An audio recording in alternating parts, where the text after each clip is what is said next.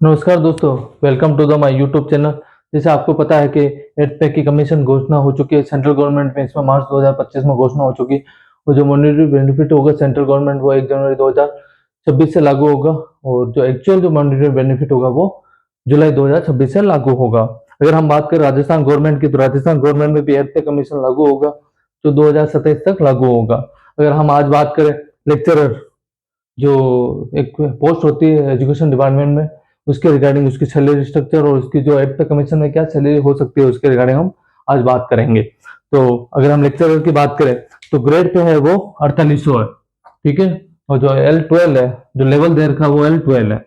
अगर हम प्रोबेशन की बात करें तो जैसे आपको पता है आज राजस्थान में 2 साल का प्रोबेशन होता है, उस समय एक फिक्स सैलरी मिलती है।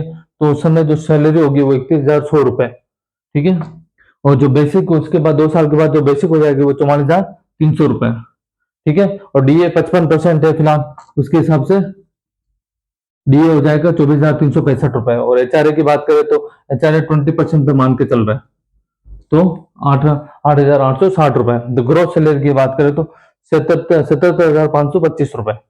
और जो स्टैंडर्ड डिडक्शन होते हैं वो एक तो आरजीजीएस होता है और एक जीपीएफ होता है। जीपीएफ स्लैब्स के अनुसार होता है, जितनी आपकी बेसिक होती है उसके हिसाब से जीपीएफ बढ़ता रहता है। तो जीपीएफ अभी 2850 रुपए है और एक आरजीजीएस 658 रुपए। उसके बाद जो नेट सैलरी हो जाएगी वो 74,070 रुपए। अगर हम एड पे कमीशन की बात करें तो एड पे कमीशन में आपको पता है कि फिटमेंट फैक्टर फॉलो किया जाएगा। फिटमेंट फैक्टर जो डायरेक्ट बेसिक पे से मल्टीप्लाई होगा और उसी के बेस के ऊपर सारी गणना होगी। तो हम फिटमेंट फैक्टर 2.08 मान के चल रहे हैं, ठीक है। ये कम भी हो सकता है, ज्यादा भी हो सकता है, लेकिन हम बेसिक एक स्टैंडर्ड 2.8 जो प्रीवियस ट्रेंड है उनको बेसिक बनाते हुए 2.08 को मान के चल रहे हैं। उसके बाद जो बेसिक की बात करें तो बेसिक हो जाएगा 92,144 रुपए, ठीक है। 92,144 रुपए। और डीए हो जाएगा 0। एचआरए की बात करें तो एचआरए 16% हो जाएगा। क्यों? क्योंकि 0 होने के बाद जो एचआरए की स्लैब हो जाती है वो 8, 16, 24 की स्लैब हो जाती है, तो 16% एचआरए हो जाएगा। उसमें जो एचआरए हो जाएगा वो 14,743 रुपए।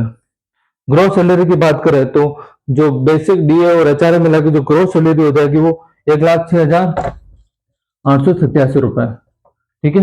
हम अगर आरजीजीएस को और जीपीएफ की जो कटौती होगी उनको भी डबल कर दे तो जो आरजीजीएस हो जाएगा 1,316 रुपए और जो जीपीएफ होगा 5700 रुपए। तो नेट सैलरी हो जाएगी, वो नेट सैलरी हो जाएगी 99,871, ठीक है। अगर हम सैलरी इंक्रीज की बात करें, जो ग्रोस टू ग्रोस मानी जाएगी, नेट टू नेट नहीं, जो ग्रोस में जो सैलरी इंक्रीज होगी वो हो जाएगी 29,362 रुपए। और सैलरी परसेंटेज की हाइक की बात करें तो 37% सैलरी इंक्रीज हो जाएगी। अगर आपको अच्छा लगे तो ज्यादा से ज्यादा शेयर करें, सब्सक्राइब करें, चैनल को लाइक करें। देखने के लिए धन्यवाद। और भी कोई इंफॉर्मेशन होगी, प्रमोशन स्केल होगा, सैलरी स्ट्रक्चर होगा या और कोई भी सर्कुलर निकलता है उसकी भी इंफॉर्मेशन आपके साथ शेयर करूंगा। देखने के लिए धन्यवाद और ज्यादा से ज्यादा शेयर सब्सक्राइब करें।